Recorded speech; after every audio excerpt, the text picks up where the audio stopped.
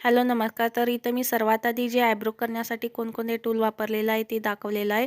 मी इथं face razor वापरलेला आहे. त्यानंतर अशा प्रकारे तुम्हाला आयब्रो करण्यासाठी टूल मिळतं ते सुद्धा मी इथं वापरलेलं आहे.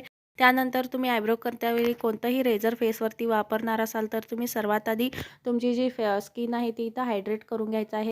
सर्वात आधी मी इथं आयब्रोजवरती ॲलोवेरा जेल अप्लाय केलेलं आहे. त्यानंतर माझ्या आयब्रोजना मी शेप देऊन घेणार आहे. त्याच्यासाठी मी इथं फेस रेझर वापरलेला आहे. तुम्ही इथं आयब्रोजसाठी जो रेझर येतो तो सुद्धा इथं वापरला तरीसुद्धा चालतं.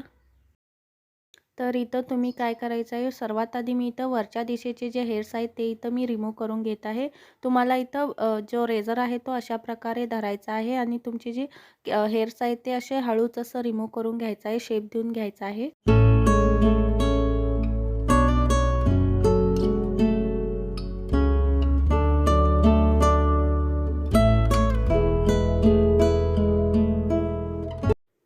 त्यानंतर इथं तुम्ही खालच्या भागातील केस आहेत ते इथं अशा प्रकारे रिमूव्ह करायचं आहे. रेझर तुम्ही अशा प्रकारे पकडायचा आहे आणि तुम्ही हलकंसं तुमच्या आयब्रोजना खेचून मग तुम्ही हेअर्स रिमूव्ह करायचं आहे.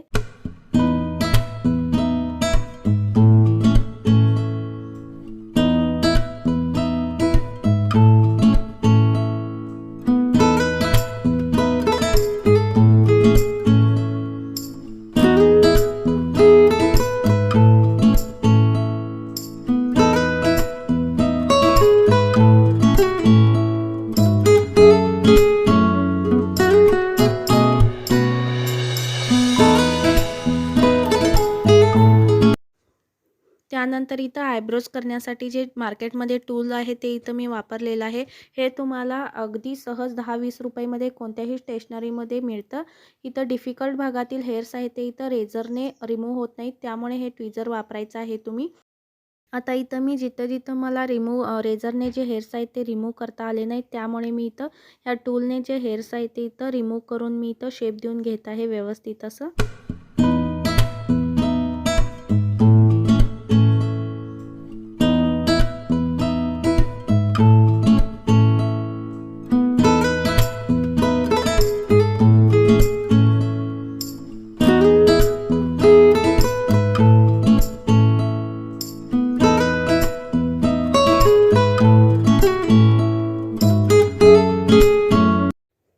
त्यानंतर आयब्रोजचे जे हेअर्स आहेत ते अशा प्रकारे वरच्या दिशेने कोंब करून घ्यायचं आहे आणि जे एक्स्ट्राचे हेअर्स आहेत ते इथं छोट्या कात्रीने इथं तुम्ही कट करून घ्यायचं आहे.